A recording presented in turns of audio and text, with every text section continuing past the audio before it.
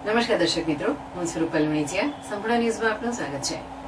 હાલમાં સમગ્ર દેશમાં ચૂંટણીનો માહોલ ચાલી રહ્યો છે, ત્યારે ગુજરાતમાં પણ આવનારી 7 મેના રોજ ચૂંટણી યોજાનાર છે. ત્યારે ભાભર કોંગ્રેસના બંને ઉમેદવારો દ્વારા પૂરજોશમાં ચૂંટણી પ્રચાર કરવામાં આવી રહ્યા છે.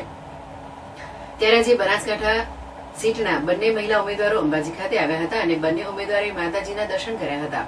અંબાજી ખાતે બક્ષીપંચ મોરચા દ્વારા સ્નેહ મિલન કાર્યક્રમ પ્રદેશના મહામંત્રી રજની પટેલના અધ્યક્ષસ્થાને ભગવતી વાટિકામાં યોજાયો હતો, જેમાં મોટી સંખ્યામાં લોકો હાજર રહ્યા હતા.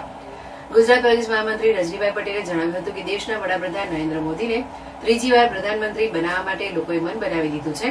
નરેન્દ્ર મોદીએ નવા ભારતના સંકલ્પથી શરૂ કરીને આત્મનિર્ભર ભારત થકી વિશ્વની ત્રીજી સૌથી મોટી અર્થવ્યવસ્થા બનાવવા માટે અને વિકસિત ભારત બને તે સંકલ્પથી આગળ વધી રહ્યા છે. તેમણે વધુમાં જણાવ્યું હતું કે તમામ વર્ગો અને લોકોને તમામ પ્રકારની સુવિધાઓ મળી રહે તે હેતુથી કાર્ય કરવામાં આવી રહ્યા છે.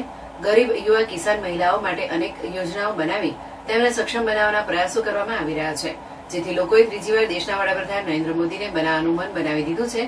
ગુજરાતમાંથી 26 સીટો અને દેશભરમાંથી 400થી વધુ સીટો લાવવાનું મન જનતાએ બનાવી દીધું છે.